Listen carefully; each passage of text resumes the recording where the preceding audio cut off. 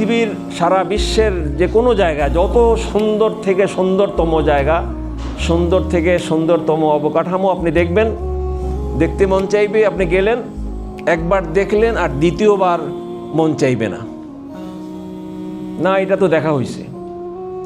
কিন্তু বাইতুল্লাহ এমন একটা ঘর, আর এই ঘরটা ছোট বড় সবাইকে এমনভাবে তার দিকে টানে যে মানুষের দিল এটার সঙ্গে এমনভাবে আকর্ষিত হয় যে বারবার আসতে মন চায়। কেউ আজ পর্যন্ত বলে নাই যে বাইতুল্লাহ তো গেছি আর কত যাব।